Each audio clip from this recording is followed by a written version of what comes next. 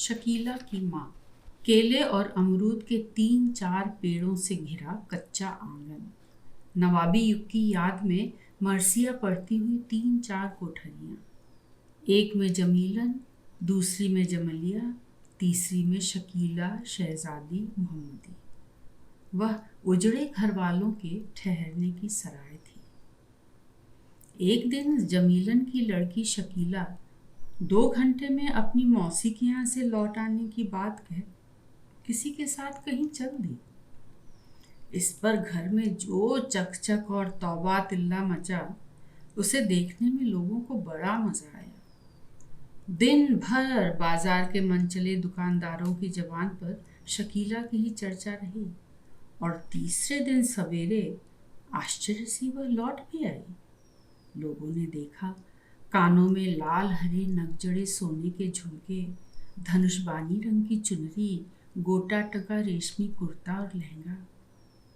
घर की चौखट पर पैर रखते ही पहले पहले मोहम्मदी ने थोड़ा मुस्कुरा कर उसकी ठोड़ी को अपनी उंगलियों की चुटकी से दबाते हुए पूछा, ओहो री झक्को बीबी, 2 दिन कहाँ रही? शकीला केवल मुस्कुरा कर आगे बढ़ गई। झप्पन मियाँ की दाढ़ी में कितने बाल हैं अथवा उनकी नुमाइशी तोंत का वजन कितना है, यह तो आपको शहजादी ही बता सकेगी। हाँ, उनका सिन इस समय 50-55 के करीब होगा, यह आसानी से जाना जा सकता है। एक दिन जब आप खुदा के नूर में खिजाब लगाकर शकीला से हंस हंस कर कुछ फरमा रहे थे, तब शहजादी ने उनके जवान दिल पर कितनी बार थूका था, मोहम्मदी उसकी गवाह है। चारपाई पर बैठे बैठे पंखा झेलते हुए मियाँ झब्बन ने शकीला को देखा। दाढ़ी पूंछों के काले सफेद बालों में एक बार बिजली सी चमकी, फिर कहा, आय हाय, यह गजब, यह ठाट, कहाँ चली गई थी तुम? चुनरी से सिर को अच्छी तरह ढककर कनखियों से देखते हुए शकीला ने कहा, कानपुर। शहजादी ने वैसे ही कोठरी के बाहर आकर देखा, शकीला मुंह बिचका कर दोनों हाथों को सहज ढील पर छोड़ते हुए बोले, अब तो बेगम साहिबा के कदम क्यों जमीन पर पड़ेंगे? हाँ भाई, यार लोग सलामत रहें, चलो अच्छा है, लेकिन कह देती हूँ, मेरे घर यह छिनाला नहीं चलेगा। हाँ। शकीला पर जैसे गाज गिर गई। पत्थर की मूर्ति की तरह जैसे खड़ी हुई थी, वैसे ही रह गई। शहजादी का अंग अंग उस समय फड़क फड़क कर एक अजीब दृश्य उपस्थित कर रहा था। हाथ कभी इधर कभी उधर, आंखें कभी पृथ्वी और कभी आकाश की ओर। 40 से कुछ ऊपर का सिन। घर की चहारदीवारी के अंदर सिर पर दुपट्टा डाल लेने की कोई जरूरत थी ही नहीं।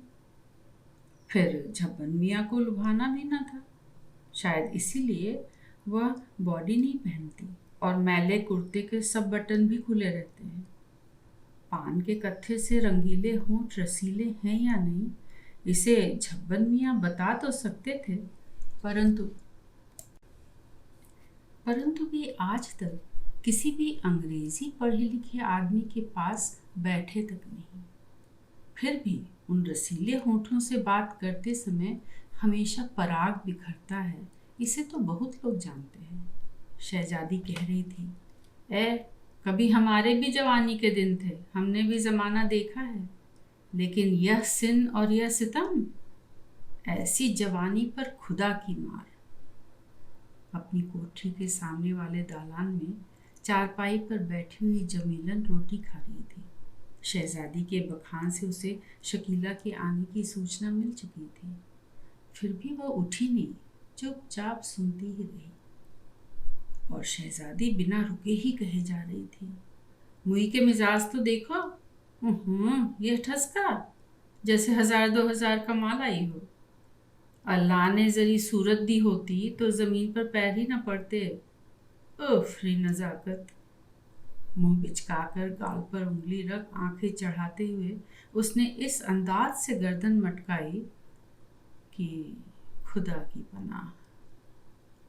सहनशीलता की भी एक हद होती है। यह ठीक है कि शकीला के भाग जाने पर जमीलन ने परवरदिगार से उसकी मौत मांगी थी, लेकिन आज अपनी आंखों के सामने अपनी लड़की के लिए इतनी तीखी बातें सुनने को वह हरगिज तैयार न थी। मुंह का कौर, जो बहुत देर से दांतों का अत्याचार सहन कर रहा था, आधे लोटे पानी के सहारे पेट में पहुंच गया। जमीलन ने दालान से बाहर आकर आवाज दी, शकीला, चल इधर आ। किसी स्वप्न को देखते देखते शकीला जैसे चौंक सी उठी। माँ की आवाज़ सुनकर उसने अपने को संभाला और फिर कोठरी में चली गई। आग दोनों तरफ बराबर सुलग रही थी। शहजादी अभी कुछ और कहना चाहती थी और जमीलन का दिल भी अंदर ही अंदर घुमड़ रहा था। आखिर जमीलन से ना रहा गया। अपने आप ही किसी को सुनाकर कहने लगी, जिंदगी भर दुअन्नी चवन्नी पर कलमा पढ़ा की, अब किसी की बढ़ती देखकर आंखें फटती हैं। वाह रे जमाना, बुरा हो तेरा। तो जमाने को क्या कोसती हो? मुझे कोसो, मुझे है हिम्मत। शहजादी फट पड़ी। मैं क्यों किसी को कोसूं? मुझे गरज? तुम्हें क्या चिंगी लगती है? लगे नहीं, लेके कोस डाला। बुरा हो, बुरा हो। वाह। और मेरी आंखों के सामने घंटा भर से जो तुम मेरी लड़की को कोस रही थी, वह कुछ नहीं? दिन भर बहन बहन कहो, वह मौसी मौसी रटे, और मौसी मुई जब देखो तब कोसा काटे। ऐसी मौसी के मुंह में आग, बड़ी मौसी।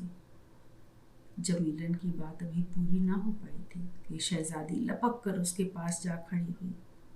ले रख आग, ले रखना। मुई छिनाल रंडी बज्जात। शहजादी हाँफ रही थी। और तुम कौन हो? दूसरे को तो रंडी छिनाल बज्जात, और आप बेचारी बड़ी पाक साफ है ना। वह दिन भूल गई बीबी, जब कंपनी बाग में अपने चहेते के साथ पकड़ी गई थी। रह तो आई हो 3 दिन तक हवालात में। मुई 2 कौड़ी के सिपाहियों ने दुर्गत कर तो दी थी। नहीं, अब वह भूल गई। अपनी वाली कैसे कहे? हाँ हाँ, मेरे तो 2 कौड़ी सिपाही थे। तेरे यार तो बड़े लाट के बच्चे थे ही, और ले ही आए मेरे जरा से इशारे पर तुझे छुड़ाकर, वरना मर जाती जिंदगी भर जेल में चक्की पीसते पीसते। कौन किसका खून किया था, डाका डाला था, जो जिंदगी भर जेल में पड़ी रहती? बड़ी आई छुड़ाने वाली कुत्ती कहेगी। जमीलन के तन में आग लग गई। लपक कर शहजादी की गर्दन नापी। सब लोग बचाने के लिए हैं करते हुए दौड़ पड़े। जमीलन उसका गला छोड़कर अपने दालान में चली आई। दोनों हाथों को बार बार ऊपर की ओर उठाकर चिल्ला चिल्ला कर शहजादी कहने लगी, अल्लाह करे आधी रात में इसकी लाश मचमचाती हुई निकले। अल्लाह करे इसके तन मन में कीड़े पड़े। अल्लाह करे। और फिर अपनी असमर्थता को पछाड़ने के लिए अंतिम प्रयत्न में वह ढह गई। मियाँ झब्बन ने लपक कर चारपाई से पंखा उठाया और उसके सिर को अपनी गोद में रखकर पंखा झलने लगे। जमीलन खाना खाने बैठी, पर उसे ठीक तरह से खाया नहीं गया। थाली एक ओर सरकाकर गड़ुए से हाथ धोते धोते उसने आवाज दी, शकीला। शकीला अपनी कोठरी से निकलकर चुपचाप उसके पास खड़ी हो गई। जमीलन ने पानदान को अपनी ओर खिसकाकर उसका ढक्कन खोलते हुए पूछा, गई कहाँ थी? कानपुर। चारपाई के एक कोने का सहारा लेकर पायताने की डोरी पर हाथ फेरते हुए सिर झुकाए उसने उत्तर दिया। किसके साथ गई थी? मुन्ना के साथ। कौन मुन्ना? रामलाल का लड़का। रामलाल कौन? सराफे वाले? इस बार माँ की आंखों में आंखें मिलाकर शकीला ने उत्तर दिया, वह नहीं, अरे वही सुनार, सब्जी मंडी वाला। पेशानी पर बल डाल आंखें चपका बात समझते हुए जमीलन ने कहा, और फिर पान पर कत्था लगाने लगी। शकीला चुप बैठी थी। पान के बीड़े मुंह में दबाकर दामन से हाथ पोंछते हुए जमीलन ने पूछा, मिला क्या? शकीला ने कमर से रेशमी बटुआ निकालकर 10-10 के 2 नोट माँ की हथेली पर रख दिए। मुट्ठी में नोटों को दबाते हुए कोमल स्वर में जमीलन ने कहा, तो कह के क्यों नहीं गई थी? शकीला सिर झुकाकर चुपचाप बैठी रही। थोड़ी देर बाद जमीलन स्नेहपूर्वक बोली, अच्छा जा, कपड़े बदल, मैं बाजार से पूड़ी मंगाए देती हूँ। जमीलन उठी और गली में आकर खड़ी हो गई। पूड़ी मंगाने के लिए वह किसी परिचित को खोज रही थी। संयोगवश मियाँ बुलाकी थोड़ी देर बाद उधर से निकले। अदा के साथ मुस्कुराते हुए बुलाकी मियाँ ने कहा, किसका इंतजार हो रहा है? तुम्हारा ही। जमीलन ने जरा मुस्कुरा कर उत्तर दिया। ओफो, खुदा के लिए इतना झूठ ना बोलो तो क्या हो जाए? अपनी जान कसम, झूठ नहीं। सोच रही थी इधर से कोई आता जाता दिखाई पड़े। शकीला भूखी बैठी है, बाजार से पूरी मंगानी थी, जरा तुम ही ले आओ लपक के। अकेली गली में खड़े खड़े मूंछों पर हाथ फेरते हुए त्रिषित नेत्रों से उसने एक बार जमीलन की ओर ताका और फिर उसके कंधे पर हाथ रखते हुए कहा, बोलो क्या मंगाती हो? लाओ ले आऊं। जमीलन ने अठन्नी का नुस्खा बतला दिया। बुलाकी मियाँ जाने लगे। जमीलन ने पुकार कर कहा, अरे पैसे तो लेते जाओ। पीछे की ओर गर्दन घुमाकर मियाँ बुलाकी चलते चलते बोले, रख लो, फिर काम आएंगे। उसी दिन शाम को जमीलन ने शकीला को मारते मारते अधमरी कर डाला। बड़ी मुश्किल से मोहम्मदी उसे बचा सकी। मियाँ झब्बन अलग से ही आंसू भरी आंखों से उसे देखते रहे। शकीला रो रो कर कह रही थी, हाय मरी, हाय मरी। जमीलन घूंसों और थप्पड़ों से उसकी पूजा करते हुई हाफ हाफ कर कह रही थी, जा ना, जा, और जाएगी। मोहम्मदी अपनी पुरजोर शक्ति से जमीलन को पीछे ढकेलती हुई कह रही थी, अरे बस बस, बहुत हुआ, छोड़ दो उसे, अब मत मारो। और शहजादी ने दूर ही से हाथ और आंखें नचाकर धीरे से कहा, वाह रे जोम, ओफो, तौबा रे तौबा, कहकर उसने अपने गालों पर धीरे से चपत मारकर कान उमेट लिए। शकीला का अपराध दंड को देखते हुए बहुत कम था। बात यह थी कि शकीला ने शाम के वक्त जाकर शहजादी से बड़े लहजे के साथ कहा, मौसी, आज पान नहीं खिलाओगी? आज दिन होने वाले कलह और सुलह की तरह शकीला ने आज भी संधि हुई जान ली थी, पर शहजादी उस दिन बेहद चिढ़ी हुई थी। इसी से उसने शकीला को हजारों जली कटी बातें सुनाई। जमीलन का चेहरा क्रोध से तमतमा उठा। शीघ्रतापूर्व आकर शकीला को घसीटती हुई अपनी कोठरी की तरफ ले गई। ले, और जाएगी? ले ले। धम धम धमाधम शकीला फिर खूब पीटी गई। मोहम्मदी के बीच बचाव करने से छुटकारा पाकर जोर जोर से सिसकती हुई शकीला अपनी कोठरी में चली गई और जमीलन हाँफते हाँफते अपनी चारपाई पर। रात के 8 बजे किसी ने दरवाजे पर धपक दी। जमीलन चारपाई से उठकर चटर पटर चप्पलें चटकाती हुई गई और कुंडी खोलकर देखा, मुन्ना। आइए आइए, मुस्कुराने का निष्फल प्रयत्न करते हुए जमीलन ने उसका स्वागत किया। जरा सी बात पर शकीला को कितना मारा, रह रहकर उसे इसी का ध्यान आता था। मुन्ना ने पूछा, शकीला कहाँ है? अभी बुलाती हूँ, आप ऊपर तशरीफ रखें। ऊपर छत पर एक काठ का छोटा सा कमरा था, वही उसकी रूप की दुकान थी। मुन्ना को ऊपर के कमरे में बैठाकर उसने नीचे आकर शकीला की कोठरी के किवाड़ों को थपथपाया। शकीला, अरे ओ शकीला, जरा कुंडा खोल तो बिटिया। शकीला ने कोई उत्तर न दिया। अरे मुन्ना बाबू आए हैं। किवाड़ तब भी बंद रहे। थोड़ी देर बाद माँ के बार बार मिन्नत करने पर उसने कुंडी खोल दी। उसके सिर पर प्रेम के साथ हाथ फेरते हुए उसने कहा, क्यों गई थी जलमुही मरी पीटी के पास? शकीला तकिए में मुँह छिपाए जोर जोर से सिसकने लगी। जमीलन भी रो पड़ी। तुझे मेरे सिर की कसम, अब ना रो मेरी बिटिया। उठ तो मेरी रानी, उठ उठ। थोड़ी देर बाद अपने को संभाल कर जमीलन ने उससे कहा और हाथ पकड़कर उसे उठाना चाहा। अपनी छाती से शकीला को कसकर जमीलन रोने लगी और शकीला भी। सिसकियों और आंसुओं के बीच जमीलन ने कहा, अल्लाह करे मेरे ये हाथ गल जाएं, मेरी बेटी, मेरी बच्ची। वह उसके मस्तक को दोनों हाथों से अपनी छाती पर कसकर दबाए हुए थी। मोहम्मदी ने कोठरी के द्वार पर खड़े होकर उस दृश्य को देखा और फिर जमीलन से कहने लगी, पहले तो लेके पीट डाला और अब फड़फड़ दलाली करने चली है। वाह रे मौसी, ऐसे मना रही हो, अल्लाह कहीं सचमुच ही तुम्हारी बाहें न काट डाले। शकीला चल उठ, हाथ मुंह धो, रहने दे अपने नखरे, चल चल। यह चूंचलेबाजी ऊपर जाकर दिखाना, दो एक झुमके और मिल जाएंगे, सुनार का बेटा है आखिर। मोहम्मदी ने उसका हाथ पकड़कर अपनी ओर घसीट लिया। वह मुस्कुरा रही थी।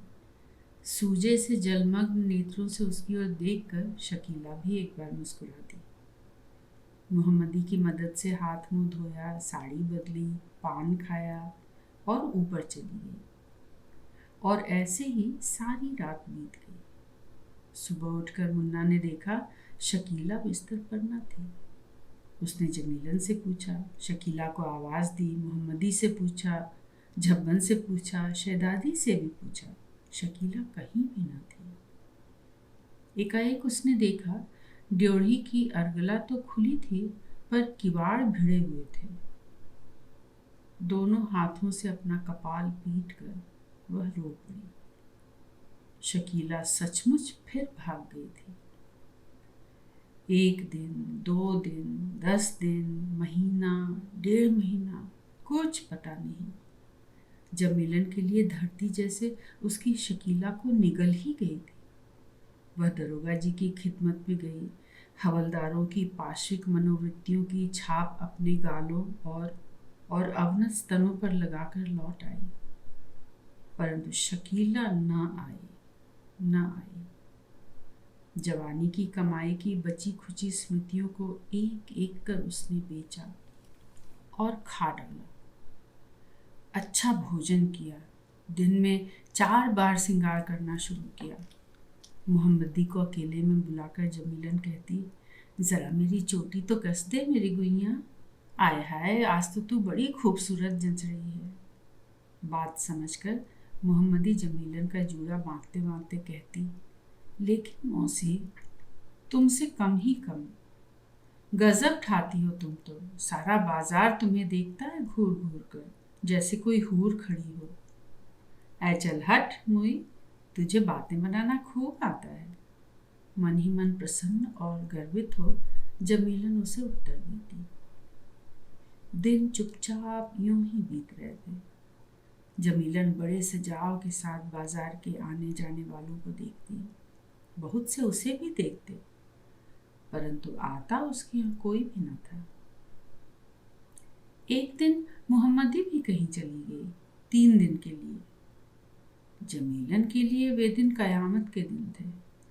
सुनसान गली में खड़ी हो आंखें फाड़ फाड़ कर जमीलन जैसे कुछ खोज रही थी। बाजार में जाते हुए मुन्ना को उसने देखा। वह दौड़ी हुई गई मुन्ना को बुलाने। वह भी उधर ही आ रहा था। मुन्ना ने पूछा, शकीला आ गई? शकीला गई भाड़ में, उससे तुम्हें क्या मतलब? कह उसने मुन्ना का हाथ पकड़ लिया और घर में ले गई। चारपाई पर उसे बिठाकर बोली, तुम तो आते भी नहीं, क्यों? क्या करूं, किसके लिए आऊं? मुन्ना जमीलन को यह दिखाना चाहता था कि उसे शकीला से कितना अधिक प्रेम था और अब भी बाकी है। कटीली कनखियों से देखते हुए उसका हाथ अपने हाथ में दबाकर उसने कहा, क्यों? क्या मैं खूबसूरत नहीं हूँ? बोलो प्यारे, बोलो। फिर दोनों हाथ सिर के पीछे बांध छत की कड़ियों की ओर देखते हुए घूम घूम कर गुनगुनाना शुरू किया। क्या इश्क ने समझा है, क्या हुस्न ने जाना है, हम खाक नशीनों की ठोकर पे ज़माना है। गाकर उसने एक बार मुन्ना की ओर देखा और फिर हंस पड़ी। उसके पास सरक अंगड़ाई लेते हुए उसने पूछा, आज चुप क्यों हो मेरी जान? मुन्ना अचानक उठा। वह क्या बताए कि वह चुप क्यों है? कुछ देर बाद जमीलन ने फिर पूछा, हमसे कुछ खफा हो? मुन्ना ने मुस्कुराकर उत्तर दिया, नहीं तो, भला तुमसे कौन खफा हो सकता है?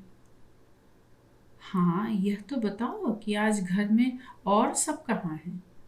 जमीलन ने मुंह फुलाकर आंखें तरेरते हुए हाथ से मुन्ना को धीमा सा धक्का देकर कहा, तुम्हें दूसरों से क्या मतलब? हाँ, तब से 1000 बार पूछ चुके हो, शकीला कहाँ है, फलानी कहाँ है, ढिमाकी नहीं दिखाई पड़ती। कोई तो आप पर जान दे और आप ऐसे की। मुन्ना चुपचाप बैठा हुआ उसकी ओर ताक रहा था। जमीलन कुछ देर चुप रही, फिर कनखियों से देखते हुए मुस्कुरा पड़ी। वह मुन्ना के पास खिसकती ही आई और उसकी गोदी में अपने आप को बिल्कुल ढीला छोड़ दिया। मुन्ना अजब उलझन में पड़ा। वह जमीला से पूछना चाहता था, छुड़ाना चाहता था अपने आप को। उसने कहा, अच्छा इस वक्त जाने दो, मुझे काम है, फिर आऊँगा। मुन्ना अपने को अलग रखने की कोशिश करते ही जा रहा था कि जमीलन ने उसे अपनी ओर खींचकर अपनापन जताते हुए कहा, यह भी जाने का कोई वक्त है? नहीं, अब ना जाने पाओगे। जमीलन की सारी चेष्टाएं मुन्ना को अपनी ओर खींचने का प्रयत्न कर रही थी। उत्साहित होकर वह अपनी एक एक अदा से, बचपन से लेकर अब तक आजमाए हुए प्रयोगों से उन्मत्त होकर मुन्ना को रिझाना चाहती थी। उस वक्त उसकी बाकी अदा में कितना बाकापन था, कितना मजा था, कितना। मुन्ना सचमुच में घबरा उठा था। आखिर उससे न रहा गया। अपनी पूरी ताकत से जमीलन को ढकेल कर भागा, दूर भागा। जमीलन दूर जा पड़ी। समूची शक्ति लगाकर उठना चाहा पर उठ न सकी, वहीं ढह गई। अकर्मण्य रोष घुमड़ घुमड़ कर उसके अंग अंग को जैसे उमीट रहा था। होंठ बार बार फड़फड़ाकर रह जाते थे, मानो कह रहे हों, शकीला आजा बेटी, आजा। जैसे उसकी दोनों बाहें टूट गई थी। मोहम्मदी भी नहीं, शकीला भी नहीं, और वह भूखी थी।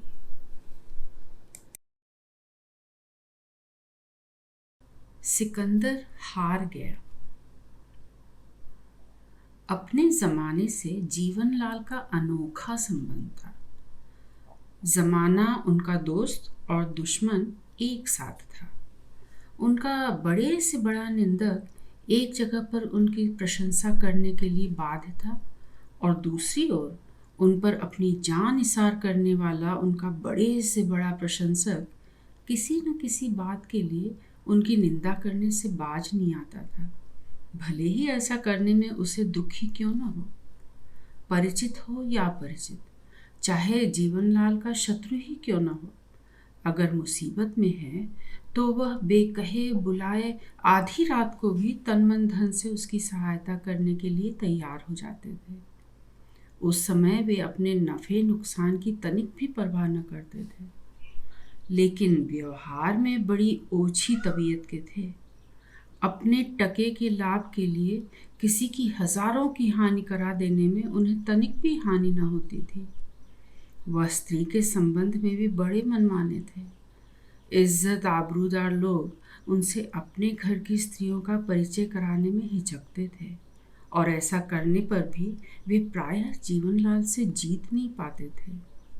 शहर के कई प्रतिष्ठित धनी मानियों की घरेलू अथवा व्यावसायिक अथवा दोनों तरह की आबरूओं को उन्होंने अपने खूबसूरत शिकंजे में जकड़ रखा था, वह भी इस तरह कि हमें मालूम है तुम्हारे गुनाह में फंसाए गए हैं, खुद गुनहगार नहीं। जीवन बाबू तकदीर के सिकंदर थे। बहुत से पुरुष सुंदर होते हैं, मगर अक्सर वे ही स्त्रियों को अपनी ओर आकर्षित कर पाते हैं जिनका सौंदर्य नारी जैसा कोमल न होकर पुरुष जैसा कठोर होता है। ऐसे लोग पुरुषों के बीच में अपनी छाप छोड़ते हैं और स्त्रियों में धाक जमाते हैं। जीवनलाल ऐसा ही रूप और डील डॉल लेकर एक मामूली से क्लर्क के यहाँ जन्मे थे। अपने स्कूल कॉलेज के जीवन में वे न कभी फेल हुए और न प्रोमोटेड जैसी निचली श्रेणी में ही पास हुए, मगर अध्ययन प्रिय लड़कों में उनकी गिनती कभी नहीं हुई। हाँ, खेल कूद, नाटक जलसे जैसे कामों में वे हमेशा चोटी के लीडर माने गए और यहीं से बड़े बड़े घरों के सहपाठियों के सहारे उनके घरों में उनका आना जाना भी आरंभ हुआ। शुरू से ही उन्हें ऊंची हैसियत वालों का साथ पसंद था। 10 वर्ष पहले जीवनलाल ने एक नए स्थापित होने वाले ईंटों के भट्टे पर क्लर्की से अपना जीवन आरंभ किया था और आज वे स्वयं अपने भट्टे के मालिक, रेलवे के बड़े ठेकेदार और अब शहरी इमारतों के भी ठेकेदार हो गए थे। शहर में उनके 8 मकान किराए पर उठे हुए थे। खुद अपने लिए भी एक छोटी सी अमेरिकन स्टाइल की खूबसूरत बंगलिया उन्होंने बनवा ली थी। एक गाड़ी भी थी। रहन सहन ठाटदार था। जीवनलाल देखते ही देखते नगर के प्रसिद्ध व्यक्तियों में से एक हो गए थे। प्रकाश ब्रिक वर्क्स के मालिक लाला शंभूनाथ उनके एक सहपाठी के चचेरे भाई थे। तभी से दोस्ती हो गई थी। लाला शंभूनाथ यूं तो स्वयं भी एक लखपति घराने के ही थे, लेकिन उनका विवाह एक ऐसे घर की इकलौती लड़की से हुआ जो उत्तराधिकार में इतनी संपदा साथ लाई थी जितनी उनके सम्मिलित कुटुंब की थी। शंभूनाथ बड़े गंभीर, दुनियादार और कुशल व्यवसाय बुद्धि के थे। उन्होंने अपनी पत्नी की जायदाद को अपने श्रम से कुछ अधिक बढ़ाया। उनकी पत्नी प्रकाशो बीवी यूं बड़ी पतिपरायण थी, पर उनके घमंड से पति परमेश्वर को भी दबना पड़ता था। शंभूनाथ ने अपनी पत्नी से बाकायदा लिखा पढ़ी करके 25,000 रुपया लिया और ईंटों का भट्ठा खोला था। जीवनलाल उन दिनों काम की तलाश में भटक रहे थे। संयोग से शंभूनाथ मिल गए। बातों बातों में जीवनलाल ने कहा, यार कोई काम बताओ। तो शंभूनाथ ने कहा कि मेरे भट्टे का हिसाब किताब संभालो। अभी 100 रुपये दूंगा, बाद में काम जम जाने पर बढ़ा दूंगा। जीवनलाल जब प्रकाश ब्रिक वर्क्स के क्लर्क बने, उस समय शंभूनाथ की आयु 35-36 के लगभग थी। उनकी पत्नी उनसे 5-6 वर्ष छोटी थी। वे 4 बच्चों के माता पिता थे। जीवनलाल आयु में दोनों से छोटा 25 वर्ष का था, इसलिए घर में बच्चों का चाचा बनकर प्रवेश किया। लाला शंभूनाथ तौलने वाली नजर रखने के बावजूद शक्की स्वभाव के थे। वे शुरू से ही अपने आप को जीवनलाल के व्यक्तित्व की चुंबक शक्ति से बचाते रहे। फिर भी उन्होंने अपने को क्रमशः उनके वश में होते हुए पाया। वे उन्हें छोटे भाई की तरह प्यार करने लगे। 5 वर्षों के अंदर ही जीवनलाल प्रकाश ब्रिक वर्क्स के लिए अत्यंत आवश्यक व्यक्ति बन गए। इनके काम, व्यवहार, ईमानदारी और कठिन परिश्रमी वृत्ति पर रीझ कर लाला शंभूनाथ जब इन्हें अपना पूरा विश्वास दे बैठे थे, तब एक दिन अचानक उन्हें महसूस हुआ कि वे अपने जीवन का सबसे करारा धोखा खा गए हैं। उनका अत्यधिक विश्वासपात्र कर्मचारी उनकी अत्यधिक विश्वासपात्री गृह लक्ष्मी के प्रेम का साझेदार बन गया था।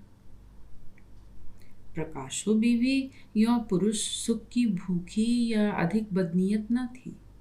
उन्हें अपने बाल बच्चेदार और कुलीन होने का भी चौकस होश था। पर हुआ यह कि चतुर, कर्दम और दूसरों पर हुकूमत करने वाली नारी अपने जीवन में पहली बार किसी पुरुष को सच्चा आदर भाव देने के लिए अपने आप से मजबूर हो गई थी। प्रकाशो बीवी यूं पुरुष सुख की भूखी या अधिक बदनीयत न थी। उन्हें अपने बाल बच्चेदार और कुलीन होने का भी चौकस होश था। पर हुआ यह कि चतुर, दबंग और दूसरों पर हुकूमत करने वाली नारी अपने जीवन में पहली बार किसी पुरुष को सच्चा आदर भाव देने के लिए अपने आप से मजबूर हो गई थी। भट्ठे का हिसाब किताब संभालते संभालते जीवनलाल शंभूनाथ की दौड़ धूप बचाने के लिए अक्सर प्रकाशो बीवी की जायदाद का काम भी संभालने लगे। उनकी सलाहों पर चलकर जहां शंभूनाथ को अपने धंधे में लाभ मिला, वहां ही प्रकाशो बीवी के बैंक के खाते में भी ऐसी बढ़ोतरी दिखाई दी कि प्रकाशो बीवी ने अपने पति पर दबाव डालकर जीवनलाल को उनके भट्ठे की नौकरी से हटाकर अपनी जायदाद और अपने पैतृक काम धंधे का मैनेजर बना दिया। उन्होंने कुछ एक जायदादों की खरीदी बेची में प्रकाशो बीवी को कुछ ही महीनों में 5.5 लाख रुपयों का धनी बना दिया। प्रकाशो बीवी बेहोशी में जीवनलाल पर रीझी और जीवनलाल ने बड़ी होशियारी से उस रीझ को भुनाकर ऐसे कमज़ोर छड़ों में प्रकाशो बीवी को अपने वश में कर लिया कि उन्हें अपने पाप पर पछताने तक का अवसर न मिला। इसके बाद जैसे शंभूनाथ अपनी पत्नी के पैसे पर अपना स्वतंत्र विकास कर रहे थे, वैसे ही जीवनलाल भी करने लगे। शंभूनाथ उनसे ईर्ष्या करके भी उनसे अपना संबंध तोड़ नहीं पाते थे। प्रकाश ब्रिक वर्क्स फर्म के अधीन ही उन्होंने रेलवे की इमारतें बनाने का ठेका प्रकाशो बीवी के पैसे के बूते किया। मुनाफे में 8 आने अपने, 6 प्रकाशो बीवी के और 2 आने शंभूनाथ के भी रखे। इन ठेकों का खाता अलग था, फर्म का नाम एक ही था।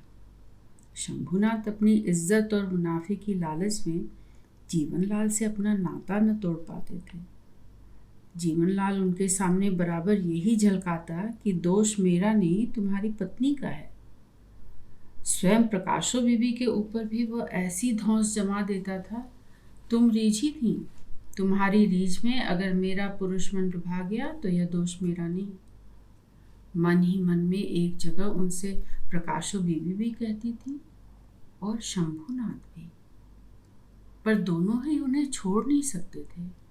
खासतौर से स्त्री का अपराध जटिल हठीला मन अब अपने अपराध के कारण को छोड़ने के लिए तनिक भी तैयार न था। जीवनलाल के जीवन में यही एक घटना घटी हो सो बात नहीं।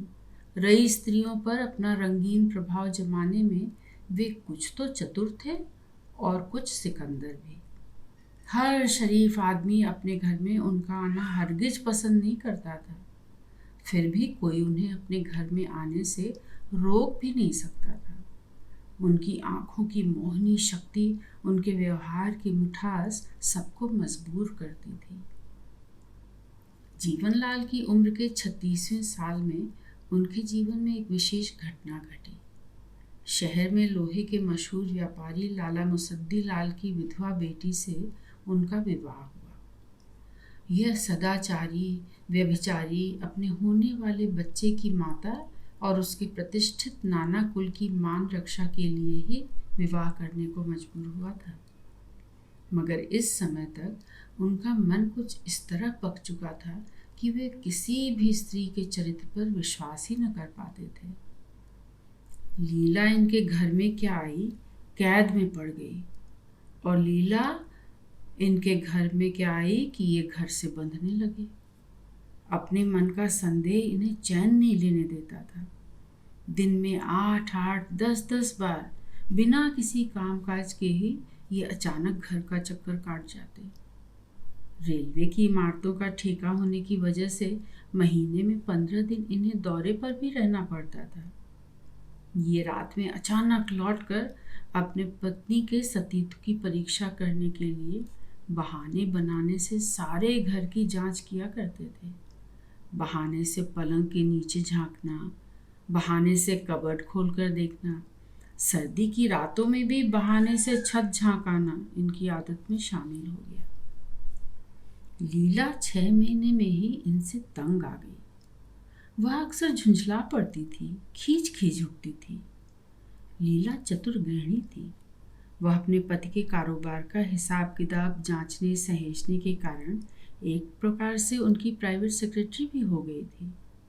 अपने पति के शक मिटाने के लिए उसने प्रयत्न किए, पर जितना ही वह एकनिष्ठ सिद्ध करने का प्रयत्न करती, उतना ही वे चौंकते जाते थे। एक दिन म्यूनिसिपैलिटी के एग्जीक्यूटिव अफसर श्री त्रिभुवन नाथ कौल के घर उनके बेटे की सालगिरह के उपलक्ष्य में पति पत्नी की दावत थी। अपने बच्चे विवेक को आया की निगरानी में घर पर छोड़कर वे लोग गए थे। कौल साहब ने दूसरे मेहमानों के लौट जाने के बाद भी इन्हें रोके रखा।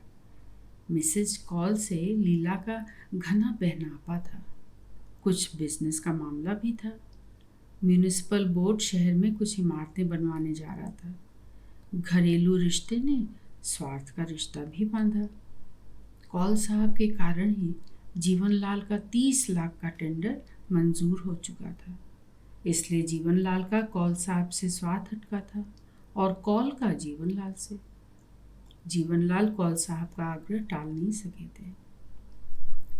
रात के 1 बजे घर लौटने पर कपड़े बदलते समय अचानक लीला ने उनसे कहा, तुम्हारे कौल साहब की नज़र अच्छी नहीं। जीवनलाल के कलेजे में तीर बिंध गए।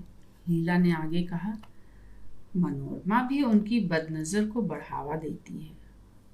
जीवनलाल का खून बर्फ हो गया। लीला मिसेज कौल के साथ घर के अंदर ही बैठी रही थी। मिस्टर कौल उनसे बातें करते हुए बीच में 5-6 बार घर के अंदर गए थे। एक बार तो 15 मिनट तक उन्हें अकेले ही बैठा रहना पड़ा था। यह सब उन्हें याद आने लगा। जीवनलाल गूंगे रह गए। एक दिन लीला अपने पिता के घर गई थी। शाम को जीवनलाल जब अपने घर लौट कर आए तो उन्होंने बड़ी उतावली के साथ अपनी ससुराल में फ़ोन किया। पता लगा कि लीला वहाँ से कौल साहब के यहाँ गई है। जीवनलाल को करारा आघात लगा। वे बिना खाए पिए ही आराम कुर्सी पर पड़े रहे। एक बार जी में आया कि कौल के यहाँ टेलीफोन करें, मगर फिर उस इच्छा को दबा गए। रात के 10:30 बजे लीला आई। जीवनलाल ने देखा उसके गले में नौरतन का बड़े टीकों वाला हार था। पता लगा कि मिस्टर कौल ने 8,000 के 2 हार खरीदे, एक अपनी पत्नी के लिए और दूसरा जीवनलाल की पत्नी के लिए। 30 लाख के टेंडर का लालच रहते हुए भी यह 4,000 का नौरत्नी हार जीवनलाल के संपूर्ण जीवन को निगलता हुआ नजर आया। जीवन फिर भी खामोश रहे। इसके बाद अक्सर ही जब वे घर लौट कर आते तो उन्हें नौकरों से, बच्चे की आया से यह खबर मिलती कि सेठानी साहब कौल साहब के यहाँ गई हैं। कौल साहब से मिलने पर जीवनलाल कट कर रह जाते। इनकी नज़रें उनके सामने उठती न थी। उनके सामने इन्हें बार बार ऐसा महसूस होता कि विश्व विजेता सिकंदर किसी साधारण शत्रु से हार गया है। जीवनलाल कौल साहब से अक्सर मिलने के लिए मजबूर थे, क्योंकि ठेका स्वीकार कर लेने के बाद वे उसमें कई लाख रुपया फंसा चुके थे। यह रुपया उनका अपना न था, 4 महाजनों से लिया गया था और उसका ब्याज उन पर दौड़ने लगा था। लक्ष्मी और महालक्ष्मी के मोह ने उन्हें झिंझोड़ना शुरू कर दिया। जीवनलाल अपने को कटघरे में बंद शेर की तरह अनुभव करते थे। उनका बच्चा 6 महीने का हो गया था। जीवनलाल अपने बच्चे को बेहद चाहते थे। इसके पहले भी वे पिता बने थे, मगर उन्हें पिता कहलाने का अधिकार इस बच्चे के द्वारा पहली बार प्राप्त हुआ था। जीवनलाल बच्चे की दुहाई देकर अपनी पत्नी को इशारे से समझाते और पत्नी सुनकर भी अनसुना कर जाती। जब कभी जवाब देती तो बहुत पहना। आरंभ के 4 महीनों में बात धीरे धीरे ही बढ़ती रही। उनकी पत्नी का श्रीमती कौल के घर आना जाना दिनों दिन बढ़ता ही जाता था। अक्सर ही पति पत्नी इनके यहाँ खाने पर बुलाए जाते। अक्सर ही सिनेमा देखने का प्रोग्राम भी बनता था। किसी के घर में कोई खास चीज़ बनती तो दूसरे के यहाँ ज़रूर भेजी जाती। शुरू में अक्सर और फिर तो सुबह शाम जब भी जीवनलाल घर में रहते, उनके कानों में 2-1 बार यह भनक अवश्य पड़ती, मेम साहब, कौल साहब का फ़ोन है। सुनकर मेम साहब ऐसे भागती जैसे लोहा चुंबक की ओर आता है। एक बार शाम को घर लौटकर आने पर मालूम हुआ कि मेम साहब कौल साहब की कोठी पर गई हैं। रात में लौटकर भी ना आई, न कोई संदेश ही मिला। दूसरे दिन सवेरे हार कर स्वयं ही फ़ोन किया। श्रीमती कौल से बातें हुई। पता लगा कि लीला तो त्रिभुवन के साथ कल शाम ही बाहर गई है। वह शायद आज तीसरे पहर तक आएगी। जीवनलाल झटका खा गए। अपने ऊपर बहुत संयम रखकर उन्होंने बड़ी विनय के साथ श्रीमती कौल से कहा, मेरी तकदीर में जो कुछ बदा होगा सो होगा ही, मगर आप अपने जीवन को क्यों नष्ट कर रही हैं? श्रीमती कौल ने एक आह भरकर कहा, अब उसका क्या किया जाए जीवनलाल जी। फिर भी अपनी तरफ से मैं यह कोशिश कर रही हूँ कि लीला मेरी दुश्मन ना बने। इसीलिए बच्चे को मैंने अपने पास ही रख लिया है। उन दोनों को आज़ादी दे दी है। मैं अपने बेटे को लेने के लिए अभी आता हूँ। जीवनलाल की अहंता उनके स्वर में अपने बेटे पर अधिकार करने के लिए केंद्रित हो उठी, किंतु उधर से श्रीमती कौल का उत्तर आया, इस समय आने का कष्ट ना करें लाल साहब। आपका फ़ोन आने के वक्त मैं कार में बैठ चुकी थी। मैं अभी अभी अपनी चचेरी बहन के यहाँ जा रही हूँ, रुक नहीं सकती, और बच्चा भी मेरे ही साथ जा रहा है। जीवनलाल तड़प कर रह गए। उस दिन वह काम धाम में अपना मन न लगा सके। तीसरे पहर लीला जब अपने बेटे के साथ घर आई तो पति को घर में ही पाया। लीला को देखते ही एक बार तो उनकी आंखों में खून झलक आया, परंतु उन्होंने अपने आप पर काबू पा लिया।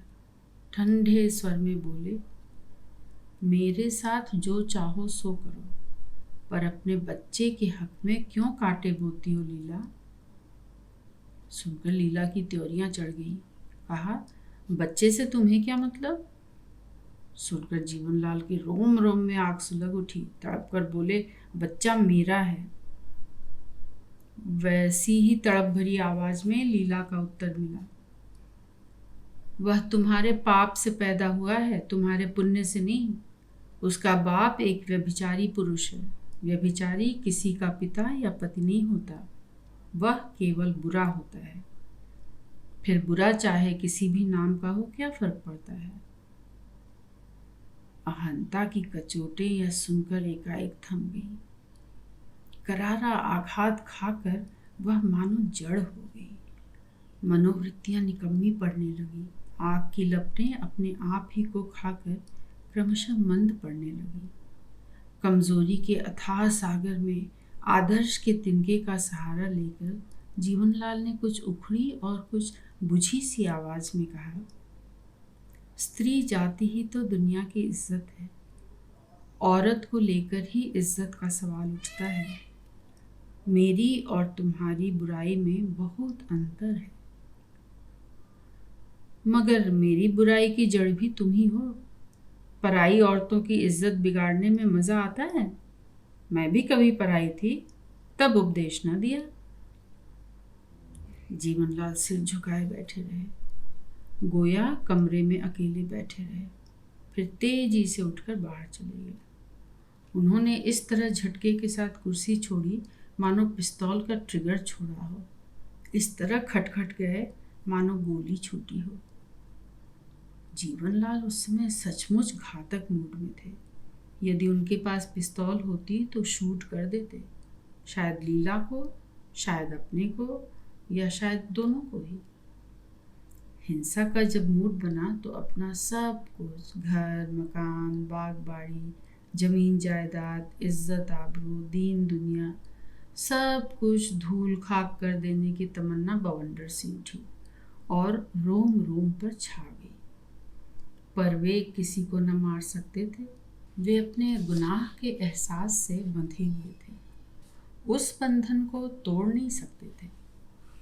जब लाला शंभूनाथ ने उनकी और प्रकाशो बीवी की चोरी पकड़ी, तब प्रकाशो बीवी ने किस दृढ़ता के साथ पति को अपने प्रेम में बाधक होने से रोका था।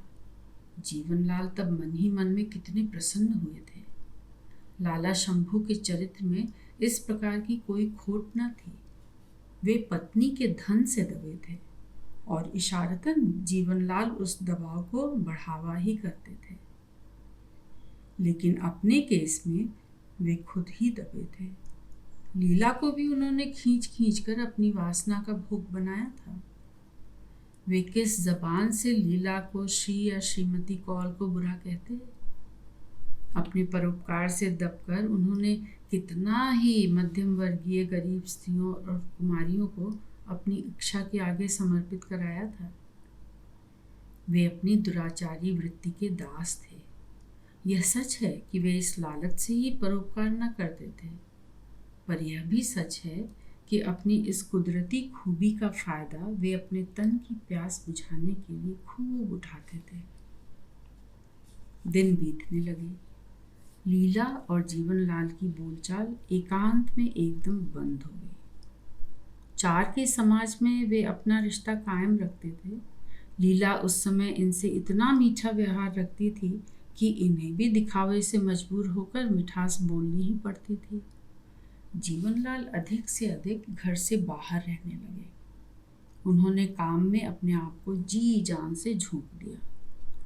उनकी यह हार्दिक इच्छा थी कि म्यूनिसिपैलिटी का काम जितनी जल्द हो सके पूरा कर लिया जाए, जिससे कि भविष्य में वे कौल साहब के प्रभाव से बच सकें। शायद तब वे लीला के ऊपर भी अंकुश रख सकें। उनका ऐश आराम छूट गया था। हाँ, फुर्सत मिलने पर वे शराब अधिक पीने लगे। वे शहर की जानी पहचानी नज़रों से कन्नी काटने लगे थे। हर एक की नज़रों में उन्हें अपने लिए मखौल और ताना भरा नजर आता था। अकेलेपन की साथी विस्की के गिलास के साथ सन्नाटे के क्षणों में अक्सर उनके कानों में नगर भर की काँव काँव गुजा करती। जीवन, तूने बहुत से पतियों, पिताओं और माताओं के कलेजे चीरे हैं। तू शहद भरी छुरी है। तेरे कलेजे में घाव करने के लिए भी एक शहद भरी छुरी आई है। तेरा रकीब तेरे कलेजे में घाव कर तेरा उपकार करता है। याद कर, जब तू शंभूनाथ पर अपना उपकार लादता था, तब उनकी नजरें तेरी ही तरह झुकी रहती थी। उस समय उनका चेहरा भी दिल की टीस को उसी तरह कसे रखता था जैसे आजकल तू रखता है। उदार प्रकृति के लोग अपने दुर्भाग्य का बोझ पराये दोषों पर बहुत अधिक नहीं पटका करते। वे अपने दोषों के बोझ से स्वयं दबते और पीड़ा सहते रहते हैं। जीवनलाल ऊंची उम्र में आकर विवाह के चक्कर के फंसे और विवाह के पहले ही बरस में ऐसी गाज गिरी कि उनके जीवन की धारा ही रुकती नजर आई। वे बिजनेस में अपना मन फेंकते, ना फेंकते तो क्या करते। दिल के तपते रेगिस्तान को उठाए उठाए उनके प्राण बावले हो जाते। जीवनलाल अपनी निगरानी में बनती हुई इमारतों के नक्शों में, निर्माण में, उसके हिसाब किताब में सुबह से लेकर रात तक हठपूर्वक लगे रहते थे। उन्हें एक क्षण की छुट्टी नहीं थी। उन्हें चैन नहीं था। चैन सिर्फ दो ही चीज़ों में पाते थे। लीला के घर में ना होने पर अपने बच्चे के साथ खेलने में, या ड्राइंग रूम को बंद कर विस्की और सिगरेट को साथ लेकर दर्द से घुटने और फिलॉसफी सोचने में। 10-11 महीनों में ही जीवनलाल का स्वास्थ्य गिर गया। उनके दोस्त अहबाब चिंता करने लगे। लीला ने फिर भी पति के प्रति अपने व्यवहार का रूखापन और कसाव न छोड़ा। लीला इन्हें छेदने के लिए हरदम पैनी बनी रहती थी। लीला किसी भी बहाने सुना सुना कर कॉल द्वारा दी भेंटों का बखान करती। कई गहने, कई साड़ियाँ लीला और मिसेज कॉल के एक से हो गए थे। बच्चे के लिए भी अक्सर आते जाते बहुत से खिलौने त्रिभुवननाथ कॉल की भेंट के रूप में जमा हो चुके थे। लीला के कमरे में एक बेशकीमती वार्डरोब भी कॉल की भेंट के रूप में जीवनलाल की दृष्टि में हरदम चुभा करता था। एक दिन बच्चे के कमरे में प्रवेश करने पर जीवनलाल ने देखा कि जहाँ उनकी लीला के पिता की तस्वीरें रखी हुई थी, वहाँ अब एक और फोटोग्राफ भी शामिल हो गया था। इस फोटो में त्रिभुवननाथ कॉल के एक ओर उनकी पत्नी खड़ी थी और दूसरी ओर लीला, उनका बच्चा विवेक त्रिभुवननाथ की गोद में था। देखते ही जीवनलाल पर ऐसी बीती कि मन का बांध टूट गया। वे स्थिर न रह सके, आपा खो बैठे। तस्वीर हाथ में लिए हुए वे तेजी से बाहर निकल आए। लीला अपने कमरे में लेटी हुई कोई उपन्यास पढ़ रही थी। जीवनलाल ने कड़क कर आवाज दी, लीला। लीला चौंक गई। यह स्वर नया था। उसने घूमकर जीवनलाल को देखा और बैठ गई। जीवनलाल उसके सामने आकर उसकी नजरों में एक बार देखकर क्रमशः अपनी उत्तेजना खोने लगे। एक सेकंड के लिए उनकी गति ठिठक गई। इतने में ही गालियां प्रार्थना बन गईं। कलेजे के गुबार निकलते समय अचानक अपील की तरह सामने आए। उन्होंने कहा, तुम भले ही गैर की हो जाओ, मगर मेरे बच्चे को मुझसे मत छीनो। मैंने कब छीना है? यह क्या है? जीवनलाल ने तस्वीर दिखलाते हुए कहा। बड़े होने पर यह फोटो दिखला कर मेरे बच्चे को यह बहकाओगी कि जिसकी गोद में खड़ा है वही उसका पिता है। मैं तुमसे बदला लूंगी क्योंकि मैं तुमसे घृणा करती हूँ, मगर अपने बच्चे से भला क्यों बदला लूंगी? मेरे सवाल से इस जवाब का क्या संबंध है? विवेक से झूठ बोलकर मुझे लाभ क्या होगा? तब तुमने क्यों एक ऐसे शख्स की गोद में देकर उसका फोटो खिंचवाया है जो कि उसका पिता नहीं है, लेकिन उसकी माँ का, और वह तस्वीर होश संभालने के पहले ही उसके कमरे में रख दी गई है? इसे रखते समय मेरी इच्छा तो यह थी कि तुम्हारी तस्वीर वहां से हटा दूं। विवेक के होश संभालने पर, तस्वीरों के संबंध में पूछने पर मैं कम से कम अच्छे लोगों का परिचय उसे दे सकूंगी। तुम्हारे जैसे लंपट, दगाबाज, मीठी छुरी का परिचय देकर मैं अपने बेटे के कान अपवित्र नहीं करना चाहती। लेकिन तुम कॉल या उसकी बदकार बीवी ही, हम तीनों, जीवनलाल की पत्नी ने शेरनी की तरह तड़प कर कहा, हम तीनों में वह पुरुष जिसकी गोद में विवेक खड़ा है, उसमें और तुम में वही फर्क है जो गंगा और नाले में है। एक ही पाप के लिए मैं बुरा और वह किसी ऐसे पाप के अपराधी नहीं है। उनकी पत्नी को इसका पूरा विश्वास है। तुमने मुझसे कहा था कि त्रिभुवन और उसकी बीवी, जीवनलाल ने क्रांतिकारी के समान उत्तेजित होकर पूछा। जीवनलाल की बात तेजी से काटते हुए लीला बोली, झूठ कहा था। क्यों? सुनोगे? लीला बेहद पैने स्वर में बोली, मैं तुमसे घृणा करती हूँ। मेरा रोआ रोआ प्रतिहिंसा से हर समय सुलगा करता है। तुमने मुझे मीठे ठग की तरह लूटा, और जब मैं एक नई जान से मजबूर होकर तुम्हारे यहाँ आई तो तुम मेरे ऊपर शक और शुबह से भरी निगरानी करने लगे।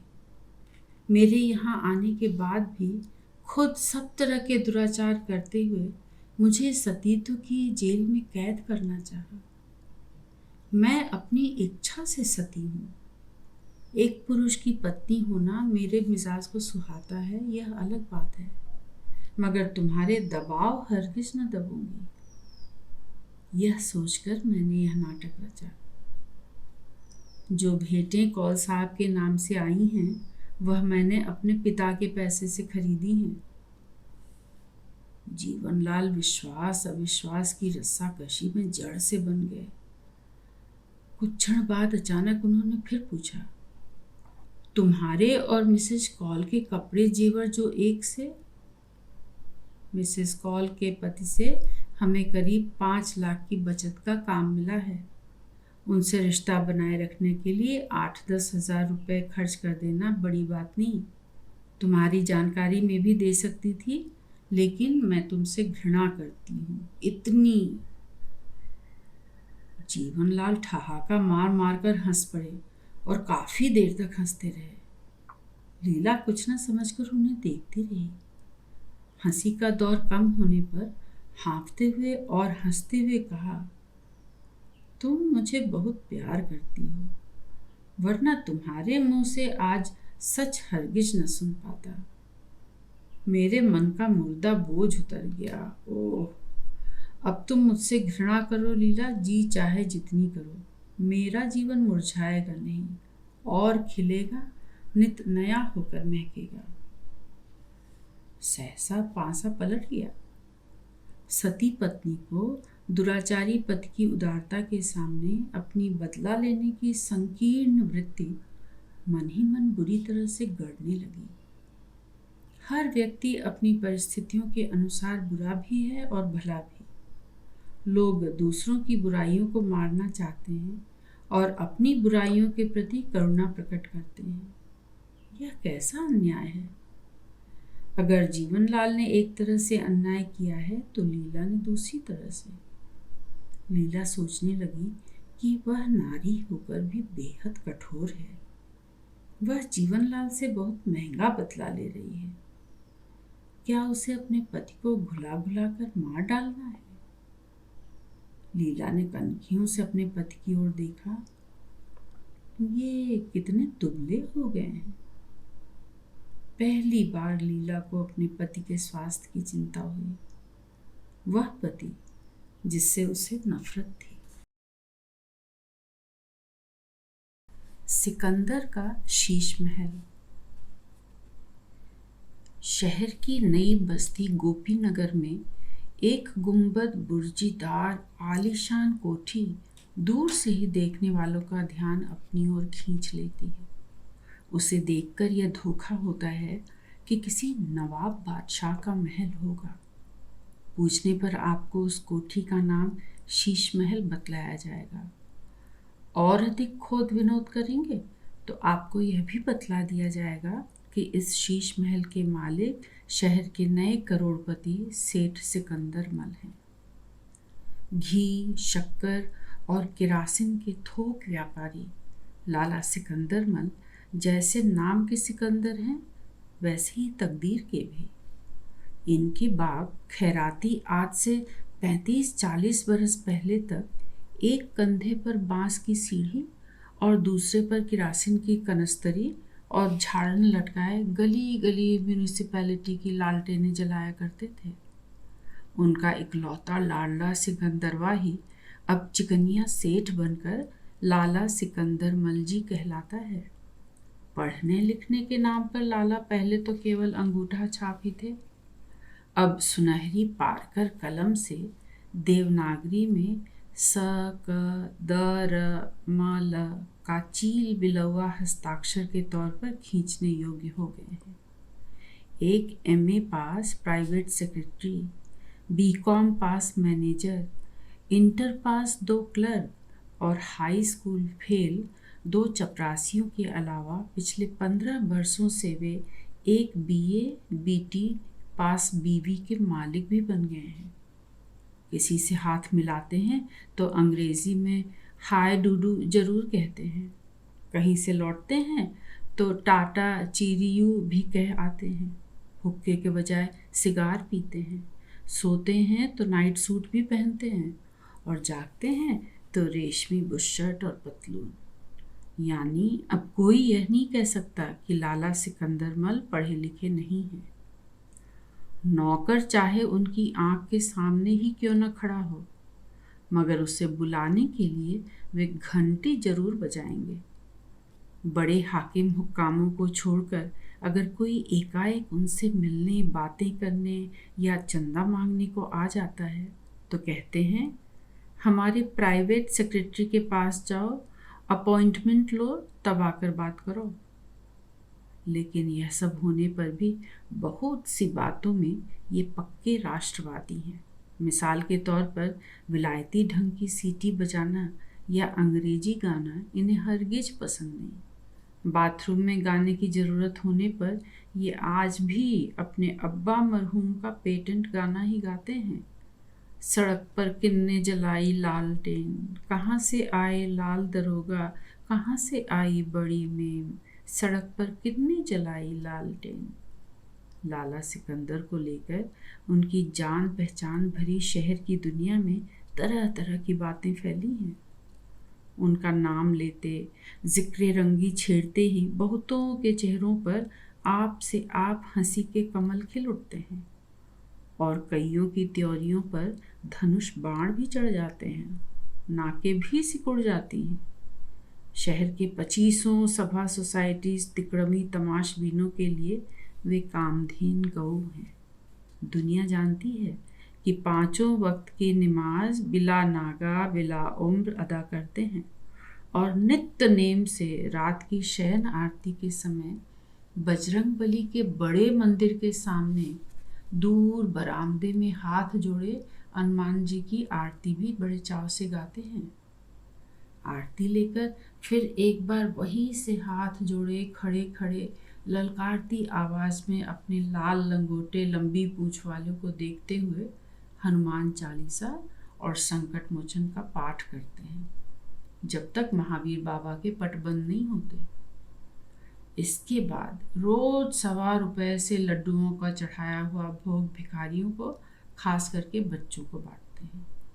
जाड़ा गर्मी हो या बरसात, अपनी या महलों में से किसी की तबीयत अच्छी हो या खराब, चाहे कमिश्नर कप्तान के सामने हो या किसी मंत्री मंत्रालय के, नमाज का टेम हुआ नहीं कि और बात छोड़कर माफ़ी चाहिए और फिर आपकी गरज हो तो दूसरी जगह बता दो, नहीं तो हम दफ्तर के ही किसी कोने में अपनी खुदाई ड्यूटी पर चालू हो जाते हैं।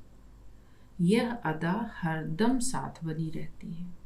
मखमली जानमाज सदा बगल में ही दबी रहती है।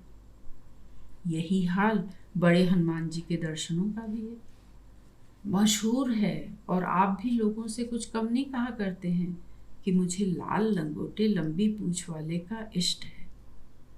जहां किसी ने मेरे काम में विघ्न डाला नहीं कि उनकी दुम का कोड़ा उस पर पड़ा नहीं। ऐसी श्री बजरंग बली की दया दृष्टि है मुझ पर। जहाँ तक रुपया कमाने के काम में उनकी बुद्धि का सवाल है, वहाँ तक तो सिकंदरमल किसी अरस्तु अफलातून से कम दिमागदार नहीं। यूँ दूसरी तरह से गोबर गणेश भी नंबरी और नामी हैं। इनकी गोबर गणेशी के लतीफ़े इनके दुश्मनों तक को हंसा देते हैं। दोस्तों की तो बात ही न्यारी है। जिन दिनों मुगले आजम फिल्म बन रही थी, उन्हीं दिनों गोपीनगर में इनकी कोठी भी बन रही थी। कहीं से इनके कान में भनक पड़ी कि उसमें 2 लाख रुपयों का शीश महल बनवाया गया है और बनवाने वाला पहले दर्जी था, अब तकदीर का सिकंदर है। सिकंदर लाला को सुनते ही बड़े ताव के साथ यह धुन समाई कि अब हम भी शीश महल ही बनवाएंगे। उसके लिए फिर से कोठी के नक्शे में फेरबदल करवाया और मुगलई ठाठ का शीश महल बनवा डाला। कोठी 3 हिस्सों में बनी। अगल बगल 2 बेगमों के महल और बीच में उनका रंग महल बना। बापराज की ब्याहता को वे बड़े प्यार से दाई बेगम कहते हैं और आपराज की ब्याहता को बाई बेगम। इनके रंग महल में दाएं बाएं 2 सीढ़ियां बनी हैं। शनिचर, इतवार और सोमवार के दिन ये दाईं ओर जाते हैं और बुधवार, जुमेरात, जुम्मे के दिन बाईं ओर। मंगल की रात ये किसी मंगलामुखी के साथ अपने रंगमहल में बिताते हैं।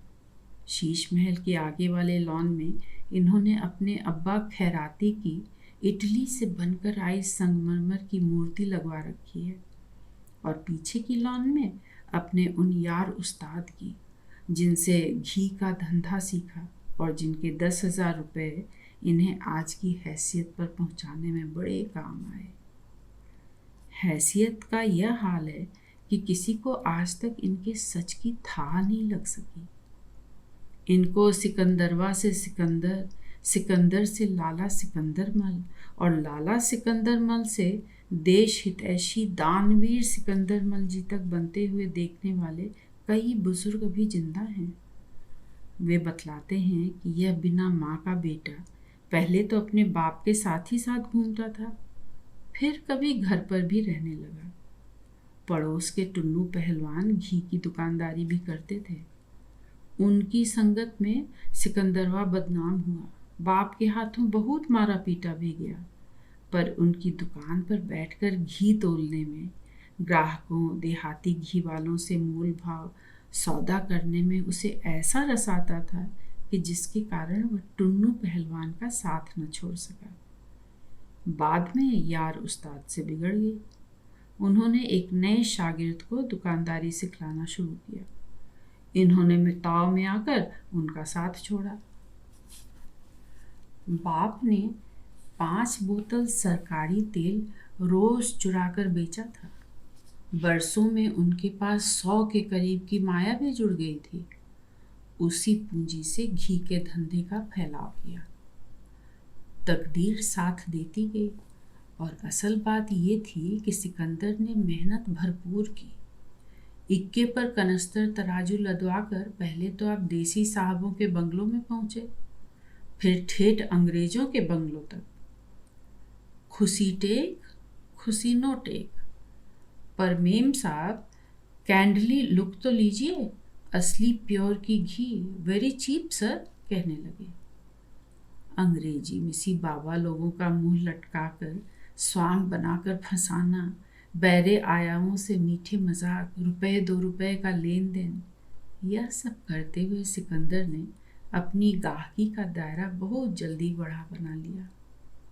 धीरे धीरे वे घी के छोटे मोटे आढ़तिये बन गए। जब काम कुछ और फैला तो कुछ नौकर चाकर बढ़ाए। 60 महीने रुपए पर एक बीकॉम बाबू रखा। बाबू उनके देसी विलायती ग्राहकों के यहाँ ऑर्डर सप्लाई करता था। उसके साथ इक्के पर कनस्तर तराजू के अलावा एक घी तोलने वाला नौकर भी जाता था, क्योंकि बाबू ने घी तोलने से साफ इनकार कर दिया था। दूसरी लड़ाई छिड़ने के समय तक सिकंदर की गिनती छोटे मोटे हैसियतदारों में हो गई थी। लोग कहते थे कि सिकंदर के पास 10-15 हजार की पुड़िया हो गई है। जब लड़ाई छिड़ी तो सिकंदर के यार उस्ताद टुन्नू पहलवान एक दिन उसके पास आए। वे उस समय तक आंखों से लाचार हो गए थे। उनकी दुकान भी बिक चुकी थी। उनके पास कुछ रुपया था। सिकंदर से बोले, आगे बाजार बहुत चढ़ेगा, इसलिए कुछ माल कल के भाव और कुछ परसों के भाव बेचने के लिए अभी से ही जमा कर लो। सोती तकदीर जाग उठेगी तुम्हारी। मैं तो आंखों से लाचार हूँ, वरना पैसा पैदा करके दिखला देता। हाँ, तुम अगर करना चाहो तो रुपया लगाने को तो मैं तैयार हूँ। जी चाहे आधे आधे के साझीदार बनो या कम ज्यादा के बनो। सिकंदर ने अपने अब्बा खैराती से सलाह ली। कुछ उनकी सुनी, कुछ अपने मन की कही। टुन्नू पहलवान से 10-10 हजार की टहरी कि 20 का माल स्टॉक करेंगे। उस्ताद बोले, लिखा पढ़ी कर लो। इन्होंने कहा हाँ। वकील, गवाह, मजिस्ट्रेट सब नकली बनाकर उन्हीं के घर ले गया। साझेदारी का इकरामनामा जो सुनाया गया वह कुछ और था। जिस पर टुन्नू खां के बगलम खुद दस्तखत हुए वह कागज कोई और ही था। 150 खर्च करके यार उस्ताद के 10,000 रुपये सिकंदर साफ डकार गया। साल भर के अंदर ही अंदर तकदीर का सिकंदर हो उठा। वह उस्ताद को खाने खर्चने लायक रकम हर महीने पहुंचाता रहा, पर उनके बार बार पूछने पर भी उन्हें कभी हिसाब न समझाया। एक बार जब पहलवान लाल पीने होने लगे तो सिकंदर ने कहा, हमारा तुम्हारा साझा कभी हुआ ही नहीं था। तुमने जो बनाए बना लो। पहलवान को यह सुनकर शक हुआ।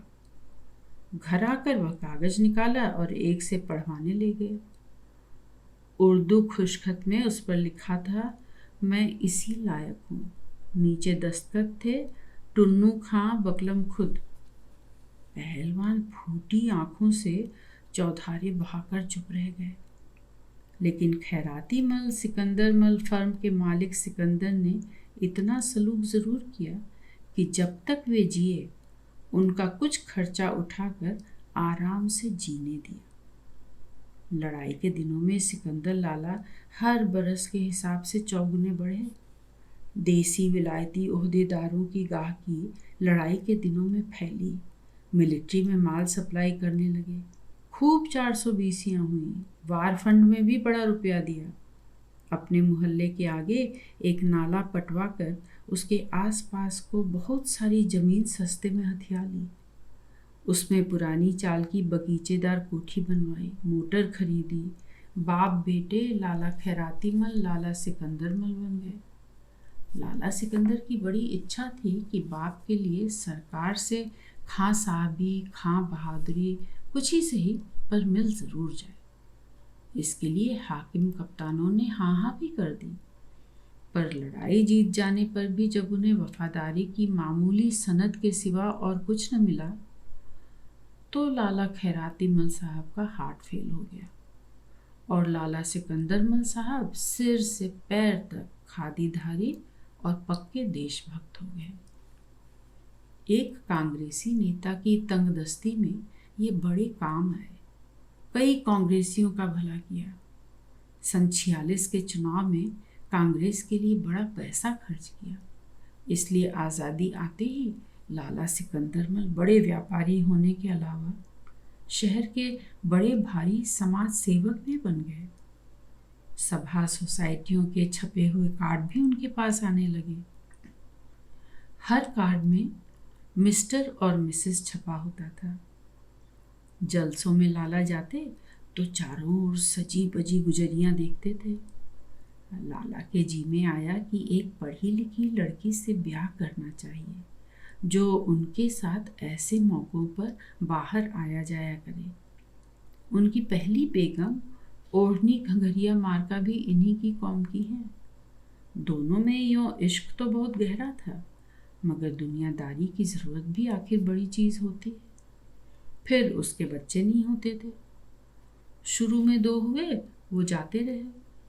फिर 8-10 बरसों से खेत एकदम ऊसर ही हो गया, कोई आस ही नहीं रही। बाप की रूह से पिलन चाट पर पूछा तो उसने हुक्म दे दिया। बस फिर क्या था, लोगों की सलाह पर अखबारों में बड़े बड़े इश्तहार अपने फोटो के साथ छपाए और घटनाओं की तरह लड़कियां और उनकी तस्वीरें उमड़कर उनके चारों तरफ घिराईं। एक BA BT पास सलमा बेगम उनकी नज़रों में चढ़ी और दिल में बस गई। सलमा बेगम मास्टरी करती थी और अपने मौजूदा शौहर को नापसंद करती थी, क्योंकि शादी के बाद ही उसके चेहरे पर फालिज गिर गया और मुंह टेढ़ा हो गया था। सलमा बेगम उसे तलाक देकर इनसे निकाह पढ़वा लेने पर राजी हो गई। पहले ही दिन दोनों एक बात पर अड़ भी गए। लाला सिकंदर ने अपनी बिरादरी की रस्म के मुताबिक निकाह पढ़वाने के बाद हिंदुआने ढंग से आग के सामने फेरे फिरवाने की बात कही। इस पर तो सलमा बेगम ने साफ इनकार कर दिया। लाला वहीं सबके सामने गरज कर बोले, मैं इसी दम के दम में दूसरी BA पास लड़की को बुलवा के निकाह फेरे फिरवाऊंगा और तुम्हें खड़े खड़े तलाक दे दूंगा। औरत मेरे दिल पर चढ़ सकती है, मेरी खोपड़ी पर हरगिज हरगिज नहीं चढ़ सकती। सलमा बेगम हंसते हंसते राजी हो गई। अपनी शादी के बाद इन्होंने ऐसी धूमधाम की पार्टी की कि उसमें सरोजिनी नायडू और गोविंद वल्लभ पंत तक आए थे। लाला सिकंदर मल की कुछ खूबियां और सिद्धांत सारे शहर में छोटे बड़े सबको मालूम है। एक तो रोज म्यूनिसिपैलिटी के तेल गोदाम से 5 बोतल मिट्टी का तेल चोरी करवा के उसे अपनी दुकान पर बेचते हैं। उनके बाप खैराती जन्म भर इतना तेल चुराते रहे और इसी चोरी की बचत के रुपयों से खैराती ने अपने बेटे सिकंदर को घी की दुकान खुलवाई थी। लाला की दूसरी अदा ये है कि हर जरूरी काम का फैसला वे पिलांचट पर अब्बा की रूह से पूछकर ही करते हैं। इस काम के लिए उन्होंने 3 गूंगे लड़के पाले हैं और कोठी की छत पर बीचों बीच में एक छोटी कोठरी भी बनवाई है।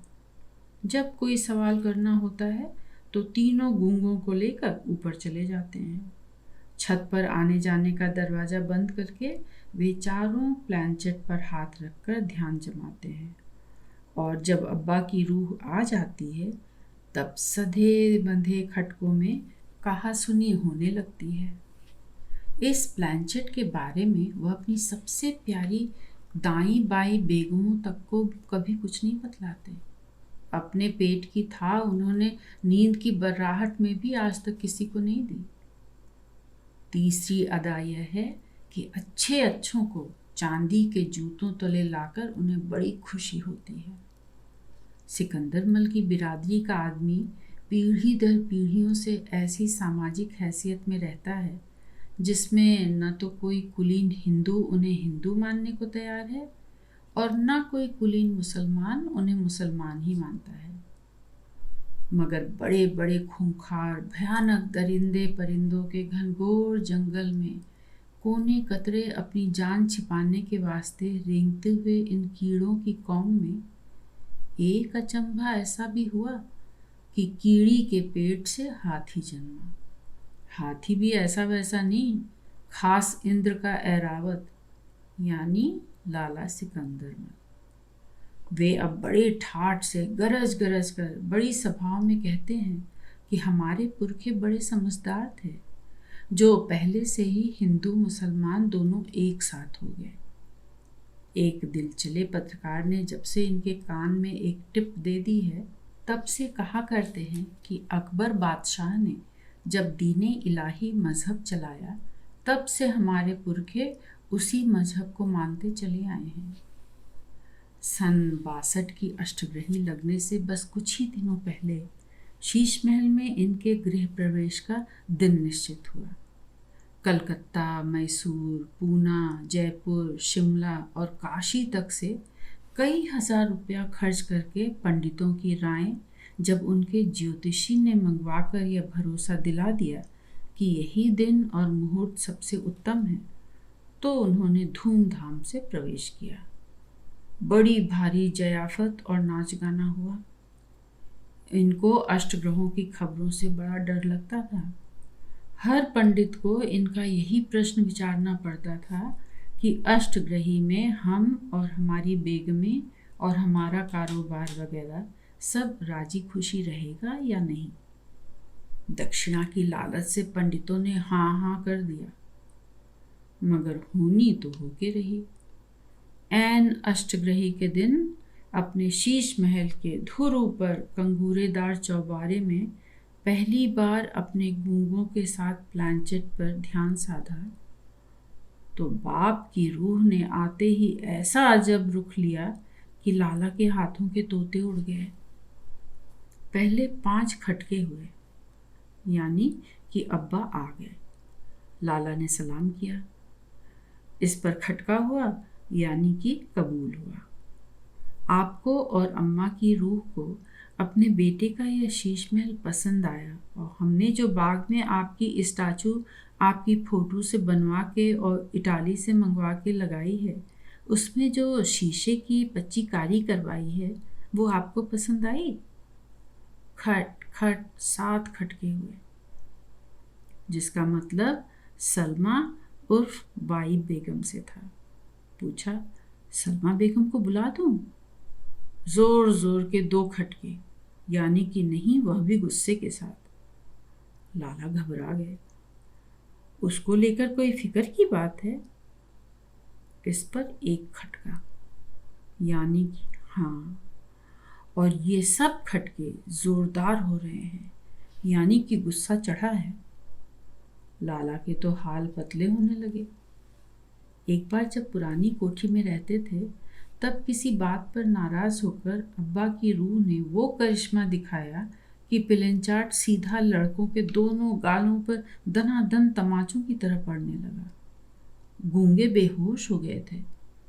इन्होंने जब बड़ी देर तक हनुमान चालीसा और संकट मोचन का पाठ किया, तब कहीं जाकर रूह काबू में आई और फिर बड़ी बड़ी चिरौरियों पर मानी थी। उस दिन भी कुछ ऐसे ही लटके नजर आने लगे।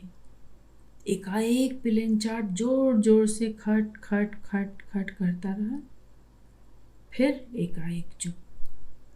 फिर उसी तरह जोर जोर से खटके चले और पिलेंचाट अपनी जगह से खिसकने लगा। गूंगों के होश गुम और ये भी घबराए, मगर किसी तरह कुछ हिम्मत बांधकर कहा कि अब्बा, हम आपके किसी हुक्म से बाहर नहीं, पर आपका हुक्म अभी हमारी समझ में नहीं आया है। छोटी बेगम पर क्या कोई बड़ी आफत आने वाली है? एक खटका, हाँ, आप उससे नाराज हैं?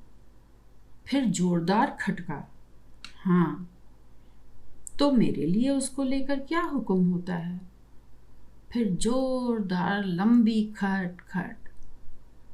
इतने में लाला को सूझ गई। पूछा, उसे घर से निकाल दूं?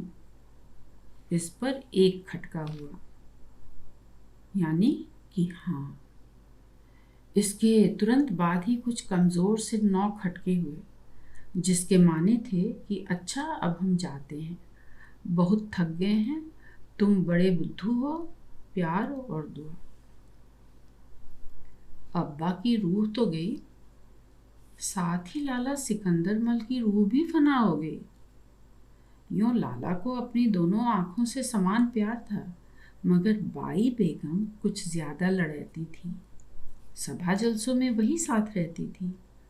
लाला की दिल पसंद नई गुजरिए जैसी उसकी चाल ढाल और उसकी सजावट, उसका फरफर अंग्रेजी बोलना, हाय, कैसे उसे निकाल दें। बड़े लोगों के समाज में लाला की बाई बेगम ही इज्जत आबरू थी। एकाएक उन्हें निकाल देंगे तो दुनिया क्या कहेगी। उधर अब्बा की रूह का हुक्म भी कैसे टालें।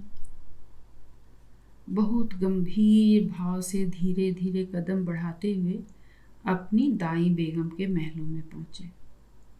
चुपके से सब हाल कहा। दाई बेगम पुरनिया औरत चट से सयाने कोठे चढ़ गई। जी में आई कि औरत चाहे लाख अच्छी हो, मगर सौत है और सौत चून की भी बुरी होती है। किसी बहाने टले तो घर में अपना राज हो। बोली कि अब्बा का हुक्म तो मानना ही होगा।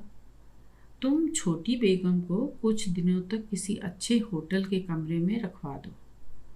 बाद में अब्बा की रूह को खुश करके यहाँ उसे हम फिर लौटा लाएंगे। लाला सिकंदर मल को यह सलाह बहुत अच्छी जच गई। बड़ी ने छोटी को, यानी दाई ने बाई बेगम को अपने ही महलों में बुलवा लिया। शीश महल वाले कमरे में ही डनलप पिलो के गद्दों पर बिछी नर्म ईरानी कालीन पर लाला सिकंदर अपनी दाई बाई के साथ बैठ गए।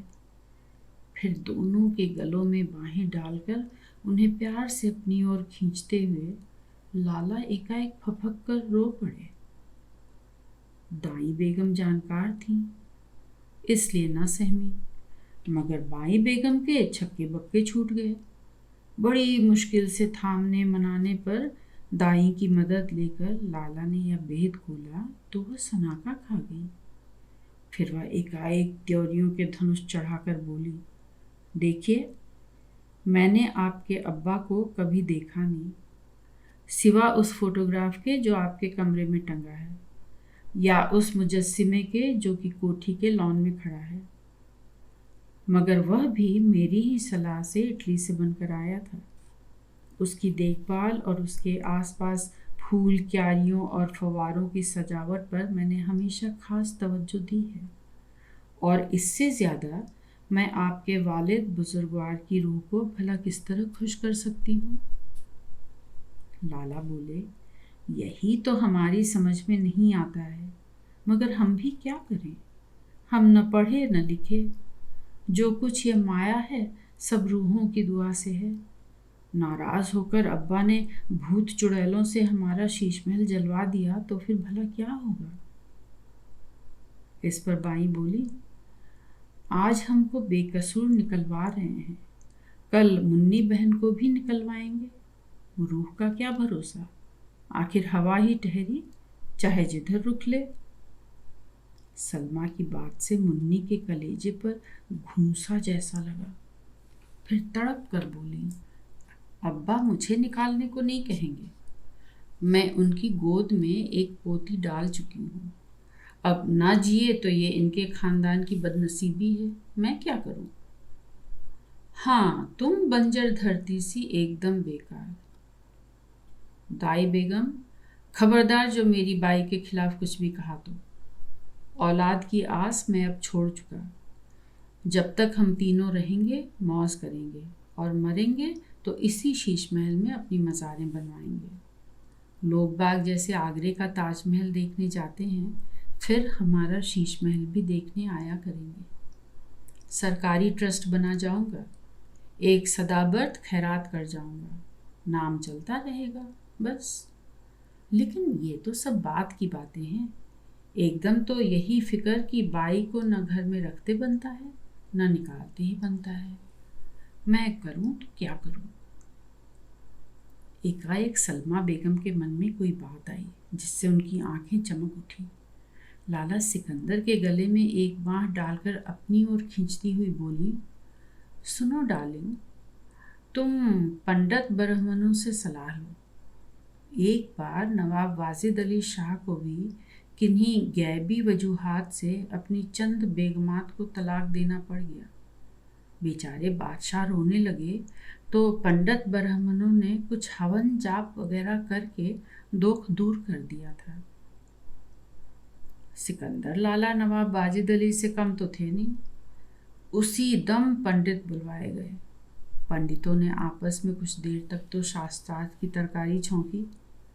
फिर एक पंडित देवता बोले, हमने सब सोच विचार कर यह तय किया है कि आपके पिता की आत्मा को प्रेत योनि से मुक्त कराने के लिए उनकी नारायण बलि करवा दी जाए। नारायण रूपी अल्लाह में लीन हो जाने से फिर उनकी रूह प्लांचेट पर नहीं आने पावेगी। लाला सिकंदर मल को यह सलाह पसंद आई, मगर उसी समय दाई बेगम तड़प कर कहने लगी, तुम भले ही निष्ठुर हो जाओ, मगर मैं कैसे भूल सकती हूँ कि जब से मैं तुम्हारे यहाँ आई तब से मरते दम तलक रोज मेरे तुम्हारे वास्ते छिटाक छिटाक भर मलाई लाते रहे अब्बा। 5 पैसे छिटाक से 5 आने छिटाक तक की खिलाई। अब उन्हीं की रूह को हम बले की बकरी की तरह जिबा करा दें। हाय अल्लाह, ये मैं कैसे सह सकूंगी। और उन्होंने रोना शुरू कर दिया। एक पंडित बोले, आप मतलब गलत समझ बैठी हैं बेगम साहिबा। असल में आपके ससुर की रूह यानी आत्मा भगवान यानी अल्लाह में लीन हो जाएगी, उनकी मोक्ष हो जाएगी, और फिर क्या चाहिए। दाई बोली, यही तो नहीं हो सकता। हम हिंदू देवी देवताओं को मान भले लें, पर हमारा सच्चा मजहब तो मुसलमानी ही है। कयामत के दिन हमारे यहाँ रूहों का हिसाब होता है। उस दिन जन्नत में सभी दिखलाई देंगे, अकेले मेरे अब्बा ही वहाँ ना होंगे। हाय, मुझसे ही कैसे सहा जाएगा उस वक्त। वह फिर फपक फपक कर रोने लगी। लाला सिकंदर मल साहब का कलेजा भी अपने अब्बा मरहूम लाला खैराती मलजी साहब की याद में हू कर उठा। कहने लगे, ये नहीं होगा। बाई आज से हरजस्ती होटल में रहेंगी। मैं मरकर ही जाऊंगी इस घर से, जीते जी नहीं जाऊंगी। अगर निकालना हो तो अपने हाथ से मुझे जहर ला कर दे दो, कहकर बाई अपने बाएं महल की ओर चली। जहर के नाम पर तड़प कर लाला ने कहा, जहर मैं क्यों लाऊं, तुम ही मंगा के मुझे दे दो। अब या तो इस घर में तुम ही रहोगी या मैं ही रहूंगा। बहरहाल अब्बा की रूह को हरगिज नाराज नहीं करूंगा। सिकंदर लाला ने उसी दिन से अनशन ले लिया। बस रात को महावीर जी के दर्शन करने जाने पर सेर भर मिठाई खा के पानी पिया है। दूसरे दिन भी ऐसा ही अनशन चला, मगर बाई बेगम के ऊपर उसका कोई असर न हुआ। 4 दिन यूं ही तनातनी में बीत गए। लाला का गुस्सा बराबर बढ़ता जा रहा था। उनके अनशन में साथ देने वाली उनकी दाई बेगम अपनी बातों से आग में घी डाल रही थी। लाला क्रोध और कमजोरी के मारे उस दिन दुकान भी नहीं गए थे। अकेले अपने रंग महल में बैठे बैठे ताश खेल रहे थे कि एकाएक घरेलू टेलीफोन की घंटी बज उठी। बाएं महल से डॉक्टर मिस फिरोज बोल रही थी, सेठ साहब आपको मुबारक हो, आपकी छोटी बेगम साहबा आपको 9-10 महीना के अंदर वालिद बनाएगा। बेगम साहब का खूब संभाल रखो। हाँ। सेठ सिकंदर मल को अपने कानों पर भरोसा ना हुआ। दौड़े हुए बाएं महल पहुंचे। जब डॉक्टर ने फिर बतलाया कि बेगम साहबा के दिन चढ़े हैं और बाई बेगम ने बड़े प्यार से शर्माते हुए उन्हें देखा, तो सेठ साहब निहाल हो गए। अपने अब्बा की रूह के डर से कहीं अधिक उन्हें खुद अपने को अब्बा कहकर पुकारने के लिए आने वाली नई रूह का प्यार खींचने लगा। अपने एमए पास प्राइवेट सेक्रेटरी माशूक मियाँ को वहीं बुलाकर कहने लगे, सेक्रेटरी साहब आज हमने भी आप अंग्रेजी पढ़े लोगों की तरह ही इस पिलांचांट के मामले में साइंटिफिकली सोच डाला और इसी नतीजे पर पहुँचे हैं कि पंडितों को बुलवा के अब्बा की रूह पाक का बलिदान करवा डालना चाहिए ताकि उनका नूर खुदाबंद करीम में समा जाए। ये सवाब का काम होगा और साइंटिफिकली भी होगा। क्यों, क्या राय है तुम्हारी? हुजूर का नज़रिया साइंटिफिक है, मैं ऐसा ही इंतज़ाम करवाता हूँ। सेक्रेटरी माशूक मियाँ आदाब बजा कर वापस लौट गए। सिकंदर सेठ का अनशन टूट गया। इसके महीना 20 रोज बाद ही एक शाम दाई बेगम की एक बांदी दौड़ती हुई उनके पास पहुंची और हाफ हाफ कर बतलाया कि सेक्रेटरी और बाई बेगम आपस में दूल्हे दुल्हन सी छेड़छाड़ करते हैं। कोई अजब नहीं जो औलाद की आस उन्हीं से पूरी हुई। आपके ससुर की रूह इसी वजह से छोटी बेगम पर नाराज थी, ये अब समझ में आया। दाई बेगम ने सुना तो आंखें फट गईं। दम भर बात कलेजे को दोनों हाथों से दबाकर बोली, हाय अल्लाह, मैं सेक्रेटरी साहब की बाबत सोचती ही रह गई और उसने वहां भी बीए पास कर डाला। उस वक्त सेठ सिकंदर मल अपनी गद्दी पर बैठे चंदा मांगने के लिए आई हुई नेतानियों के सामने अपनी दाईं बाईं बेगमों की सतजुगी वफादारियों का ढिंढोरा पीटकर खुश हो रहे थे।